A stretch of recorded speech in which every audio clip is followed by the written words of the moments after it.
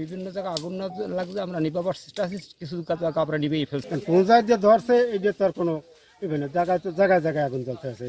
আমরা তো পানি প্রচুর বনে হেঁটে টানতে আছি, ওই ড্রেন অল্প অল্প পানি আছে কিনছি নিজেই সেই পানি ডুয়াই নিয়ে মানি যে আগুন ধরিয়ে ওরে এই যে অল্প অল্প। কত একর জমি পুড়ে গেছে মোটামুটি আর কি। কিন্তু ফায়ার সার্ভিস ছাড়া তো বহুত এরিয়া লইয়া যাচ্ছে জায়গায় জায়গায় জায়গায়। আমরা এখানে বিটিএটি সদস্য আমাকে ওই আমরবন্দ টল ফাইভ 7 জন, আর ওই গলজিখালি আছে 7 জন, 14 জন আমরা ওই 2 টিমে।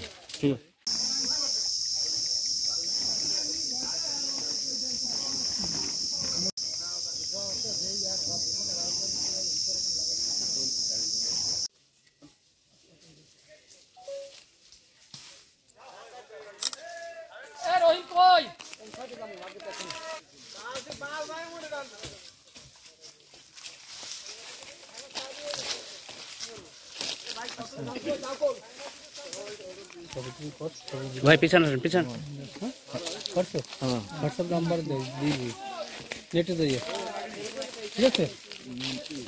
জ্বলবে, নিবেশ করবে না, ফাও ফায়ার সার্ভিস না হলে নিবে সম্ভব না।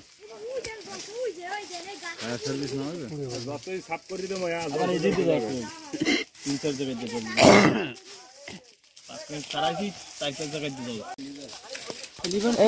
আমাদের শরণখোলা মোরলগঞ্জের ইউনিয়ন সাহেব আসছেন, আমাদের এখানকার নিশানবাড়িয়া ইউনিয়নের চেয়ারম্যান সাহেব আসছেন, লোকজন আসছে, জনগণ আসছে, এবং আমাদের আমুরবনিয়া টহলপাড়ি চাঁদপাই রেঞ্জের অফিসারগণ, গুরিশাখালীর টহলপাড়ির স্টাফগণ, সমস্ত সিপিজি, ভিটিআরটি, স্থানীয় জনসাধারণ, সমস্ত নারী পুরুষ সবাই মিলে আমরা এখানে আছি।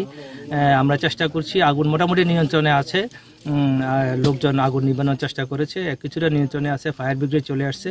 কিন্তু সন্ধ্যা হয়ে যাওয়াতে পানি যেহেতু অনেক দূরে, ভোলা নদী থেকে অনেক ভিতরে আগুনটা আছে এখন, সেটা ফায়ার ব্রিগেড এখন মানে তাদের ইনস্ট্রুমেন্ট সেট করতেছে।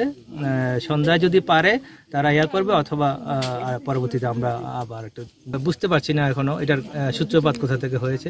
আগে আমাদের এখন প্রথম দায়িত্ব হবে আগুনটা নিয়ন্ত্রণে আনা, আগুনটা নির্বাপন করা, তারপরে আমরা ইনকোয়ারি টিম করব, ইনকোয়ারি টিম করে বিস্তারিত তদন্ত করে আমরা জানতে পারবো।